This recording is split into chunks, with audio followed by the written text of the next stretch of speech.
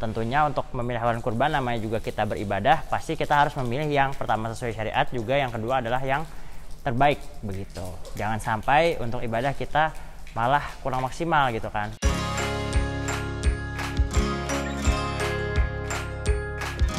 Assalamualaikum warahmatullahi wabarakatuh. Selamat siang Sobat Kandang Juragan semuanya. Kali ini saya Farramadan akan menjelaskan tips memilih hewan kurban yang sesuai syariat, dan juga ada beberapa penjelasan medisnya nanti yang bisa kita jabarkan begitu. Jadi tips memilih sapi kurban sesuai syariat dan kesehatan.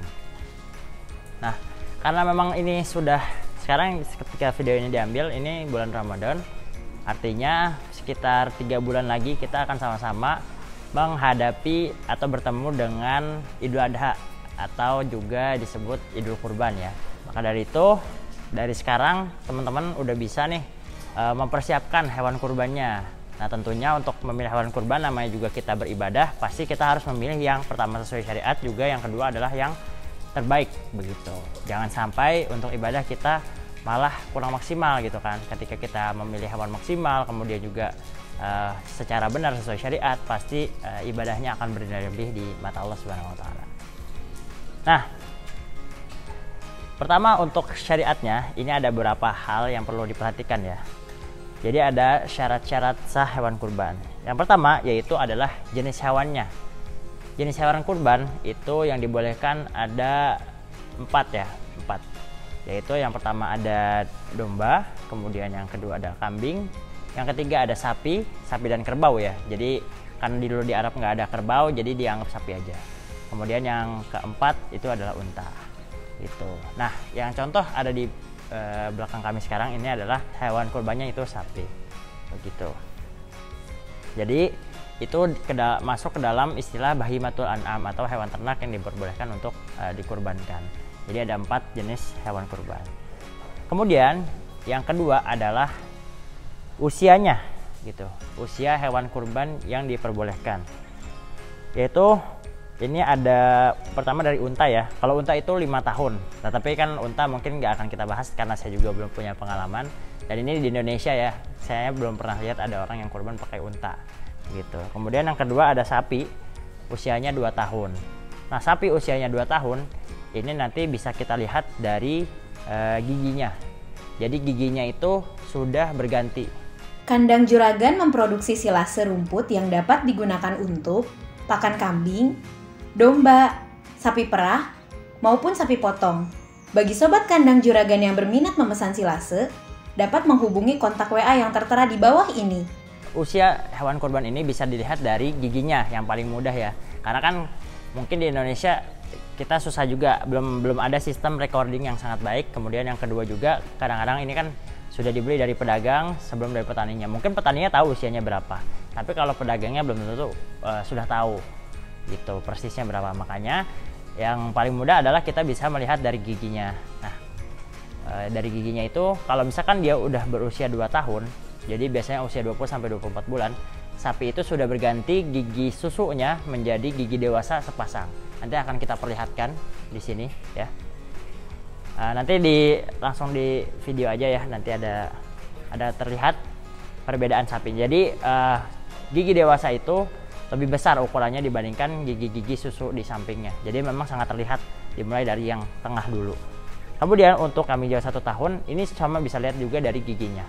Sedangkan kalau untuk domba ini ada keringanan bahwa domba bisa dikurbankan dengan usia 6 bulan. Yang mana biasanya kalau domba usia 6 bulan itu ya paling sudah umum lah, berarti sekitar 20 sampai 25 kg itu kalau domba lokal udah mencapai usia 6 bulan. Itu syarat yang kedua. Yang pertama tadi jenis, kemudian yang kedua adalah usia hewan kurban. Yang ketiga yaitu milik kita sendiri. Jadi hewan kurban ini harus punya kita sendiri, jangan sampai di situ ada hak orang lain di dalamnya. Misalkan hewan kurbannya adalah warisan yang mana belum dibagi, kemudian ini merupakan punya orang lain atau ini hasil patungan.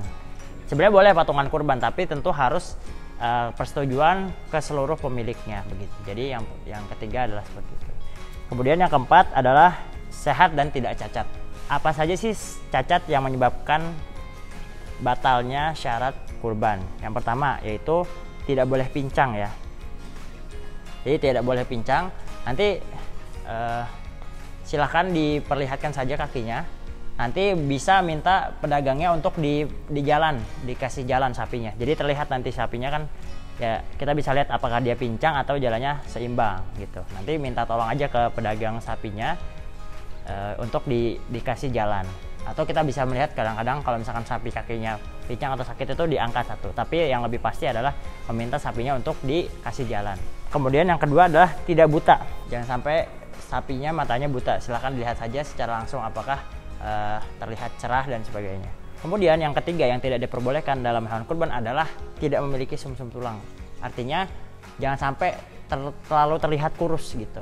Kalau ini kan ini masih ya ini belum full, tapi ini sudah tidak terlihat lah tulang rusuknya ya.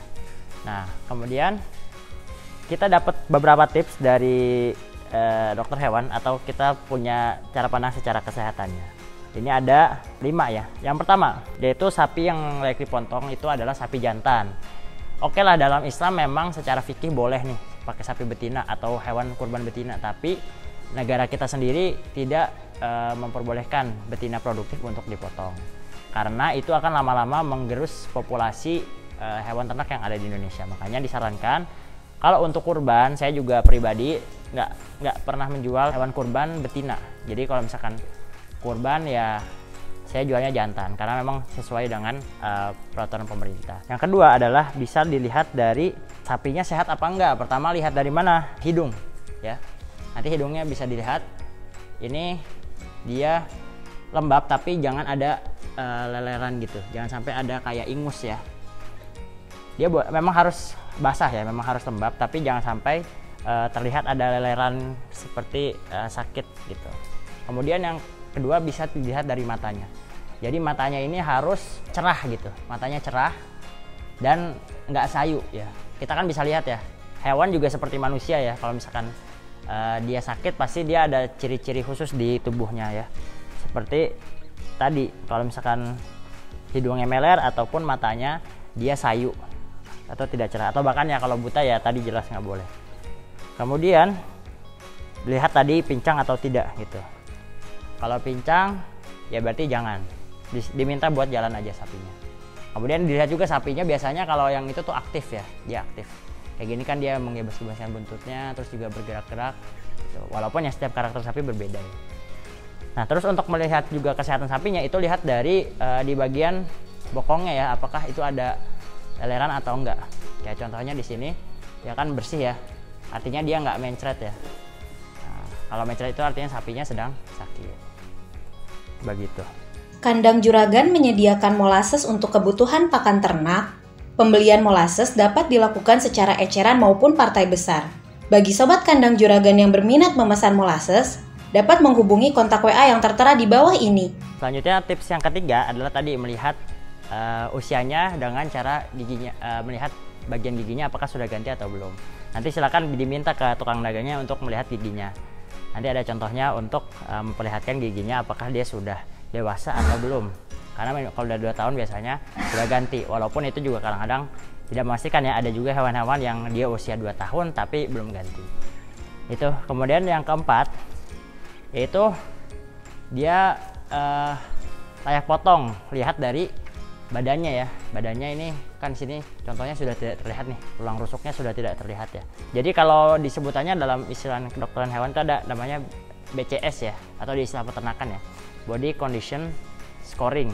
Jadi ada skala 1 sampai 5. Yang bagus itu sebisa mungkin 3 sampai 5 ya. Minimalnya sih gimana? BCS yang skalanya 3 itu yaitu dia terlihat tulang rusuknya 2 sampai 3 aja. Nah, itu cukup kurus. Nah, ini kan nggak kelihatan ya, cuma ada yang di ujung, itu pun sebenarnya sudah tertutup ya. Karena memang ini sudah sapi hasil pengemukan dari kami begitu. Itu tips-tipsnya dalam memilih sapi kurban. Terima kasih sudah menonton video ini. Jika ada pertanyaan silahkan di komen di bawah. Sampai bertemu pada video-video berikutnya. Wassalamualaikum warahmatullahi wabarakatuh.